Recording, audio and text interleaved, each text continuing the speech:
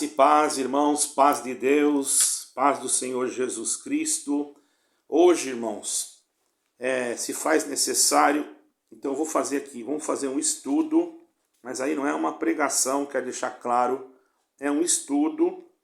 Eu poderia explicar isso com poucas palavras, de uma forma bem rápida, porém, eu sei que vai entrar pessoas aí querendo desacreditar naquilo que eu vou falar, entende? Eu tenho certeza disso, principalmente da denominação que eu participava e que fazia isso. Então, eu sei muito bem. Então, por esse motivo, eu não vou falar com as minhas palavras, eu vou ler um estudo da transubstanciação, a parte correta, para vocês saberem que isso cai em certas contradições. O que é transubstanciação? Presta atenção. A transubstanciação é a doutrina que afirma que o pão e o vinho se tornam literalmente o corpo e o sangue de Cristo. Essa doutrina é defendida oficialmente pela Igreja Católica Romana. Na época da Reforma Protestante, os reformadores rejeitaram esse ponto de vista. Daí também surgiu a doutrina da consubstanciação. Quando Cristo instituiu a ordenança da ceia do Senhor, na noite em que foi traído, obviamente ele estava presente fisicamente ali, mas depois de sua ascensão ao céu, como então ele estaria presente na celebração da Santa Ceia? Presta atenção. Aqui tem um ponto de interrogação, ok? Continuamos. É evidente que essa é uma questão muito importante para a fé cristã. A participação na ceia do Senhor implica em comunhão com Ele. Portanto, é essencial entender como a presença de Cristo se faz presente nesse momento de comunhão da igreja. Como eu disse, poderia explicar isso com mais rápidas palavras, mas eu senti pegar um texto já para que vocês entendam que isso daqui é algo que é do catolicismo romano, que é usado em algumas denominações. Infelizmente assinaram a federação, ok? Mas não vou falar não vou dizer que todas assinaram, mas algumas eu sei, não vou citar nomes aqui, tá? Essa questão começou a ser debatida já nos primeiros séculos da história da igreja cristã. No primeiro século, irmãos, não quer dizer que foi na época dos apóstolos, que na época dos apóstolos não tinha isso. Isso não tem nada a ver com a igreja primitiva apostólica, que está em Atos dos Apóstolos. Não tem nada a ver com isso. Ontem ainda tivemos uma explicação muito bonita sobre os Atos dos Apóstolos, entende, irmãos? Então, vou voltar aqui. Essa questão começou a ser debatida já nos primeiros séculos da história da igreja cristã. Foi tentado responder a essa questão que na Idade Média surgiram algumas interpretações, das quais a teoria da transubstanciação é uma delas. Presta atenção, isso é antigo, viu, irmãos? A palavra transubstanciação significa uma alteração da substância, segundo a teologia católica. Essa alteração refere-se exatamente aos elementos da ceia, isto é, o pão e o vinho. Então a doutrina da transubstanciação diz que por ocasião da consagração do pão e do vinho, ocorre uma mudança nas substâncias desses elementos. A substância do pão muda para a substância da carne de Cristo, e a substância do vinho muda para a substância de seu sangue. Isso significa que no momento em que o sacerdote católico abençoa o pão e o vinho utilizados na ceia, eles se tornam literalmente no corpo e no sangue de Cristo. Para explicar isso, é utilizada a distinção entre a forma essência. Os elementos são transubstanciados, isto é, uma substância muda, mas sua forma continua a mesma. Por exemplo, na transubstanciação, exteriormente o pão continua como a forma e textura e gosto de pão, porém sua essência não é mais de pão, e sim do corpo de Cristo. O mesmo deve ser entendido em relação ao vinho. De acordo com a doutrina da transubstanciação, ao comer o pão, o fiel estará comendo literalmente do corpo de Cristo, apesar de, em forma, estar mastigando um pão. Em essência, ele está mastigando os músculos, os nervos e a pele do corpo do Senhor. Aí vem o problema. Presta atenção.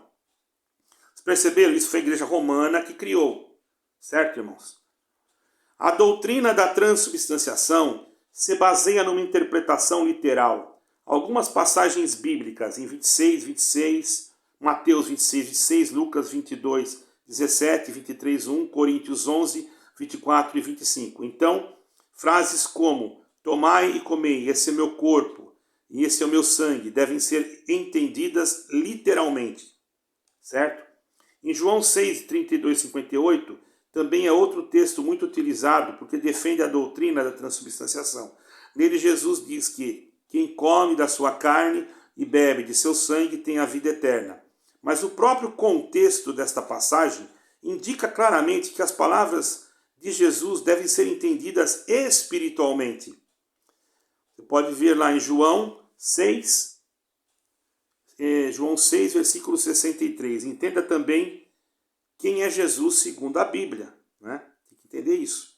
Mas, de fato, o maior problema da doutrina da transubstanciação é a ideia da repetição do sacrifício de Cristo. Aí que é o problema maior. Cristo está presente fisicamente na ceia, através do pão e do vinho. Ele está ali junto. Presta atenção, aí que está o segredo. Quando está na primeira ceia que ele fez, né? Ele está presente. Está presente fisicamente, inclusive, na ceia através do pão e do vinho. Isso implica que, mais uma vez, ele está sendo oferecido em sacrifício pelos pecados do seu povo. Quando você sepulta, você quer dizer que ele morreu de novo. Porque só vai ser sepultado quem morreu.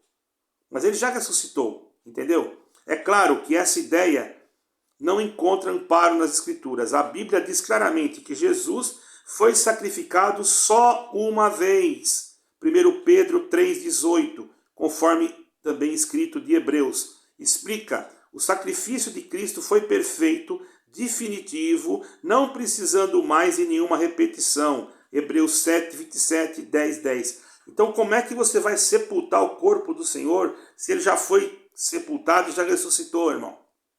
Presta atenção. O que é transubstanciação? Na época da Reforma Protestante, os reformadores entenderam que o conceito da transubstanciação estava errado. Porém, também é verdade que eles não chegaram a uma conclusão unânime sobre esse assunto. Na verdade, foi justamente essa questão que causou a primeira divergência teológica dentro da teologia reformada. Os teólogos de linha luterana entenderam que a presença de Cristo, conforme explicado na doutrina da transubstanciação, não era um conceito bíblico, porém eles ainda acreditavam que um certo aspecto, algo de presença física de Cristo, está presente nos elementos da ceia do Senhor. Em outras palavras, defendiam que Cristo está presente fisicamente na ceia, mas não ocorre nenhuma transubstanciação dos elementos. O que ocorre, na verdade, é uma espécie de sacralização dos elementos. O pão e o vinho continuam sendo os mesmos, mas de certa forma, junto deles estão a carne e o sangue de Jesus. Essa doutrina foi chamada de consubstanciação. Certo, irmãos? Outras interpretações. O reformador Ulrico Zwinglio não concordou com a consubstanciação de Martinho Lutero. Basicamente, ele afirmou que a presença de Cristo não está na Santa Ceia em nenhum aspecto. Para ele, a ceia do Senhor é apenas um símbolo do sacrifício de Cristo. Então, segundo o pensamento de Zwinglio, a ceia apenas é uma celebração da igreja em memória do que Cristo fez no Calvário. Por isso, temos a posição do reformador João Calvino, que entendeu que, de fato, não há nada de presença física de Cristo na ceia, mas que também sua celebração é apenas algo simbólico. Cristo está presente na ceia espiritualmente. Ele habita com o seu corpo através do Espírito Santo. E desta forma, ele é o anfitrião na mesa da comunhão. Isso significa que ao comer o pão e ao tomar o vinho, a igreja está alimentando espiritualmente de Cristo, que se oferece como sustento do seu povo. Essa interpretação rejeita a doutrina da transubstanciação católica e da consubstanciação luterana. Ela também não concorda com a teoria esvaziada defendida por Zwingli, de apenas um tipo de presença figurada de Cristo. Hoje essa interpretação é adotada por grande parte, a interpretação de Calvino é adotada por grande parte nas igrejas evangélicas. Irmãos, você vai sepultar o pão. Eu vi um vídeo aí, a irmã mostrou até um túmulo. Pelo amor de Deus, irmão. Quer dizer que está levando Jesus Cristo de novo à morte, está sepultando ele. Nem, irmão, que fundou essa igreja que essa irmã pertence, não fazia isso, irmão. Não fazia esse tipo de coisa, porque eu congreguei num lugar desses e vi que não faz. Então, irmãos, tenhamos cuidado, irmãos. As pessoas estão confundindo por não estudarem, por não buscarem a Deus, entende? Por não verem, quer dizer que você está sepultando Cristo de novo. Agora, então, você está todo ano sepultando, todo ano relembrando, todo ano sepultando. Então como é que faria com o pão? Simples, irmão. O pão que sobrou, acabou a oração, acabou a celebração. Será que não dá para entender isso? O pão que sobrou, você não precisa jogar fora. Pega uma pessoa, uma senhora, se sobrou muito pão, pega uma senhora que tem bastante criança e dá para ela levar para os seus filhinhos comer em casa. Agora, enterrar o pão, dizer que é o corpo de Cristo, irmão, isso aí é algo assim que foge até dos conceitos espirituais. Porque nós não podemos colocar nenhum objeto, nada, acima de Cristo. Ah, mas o pão é Cristo. Não é, irmão. Ali é um símbolo. Ali é um símbolo, simboliza. Tinha até um hino nessa denominação que dizia: "Este cálice simboliza o seu sangue, dananã.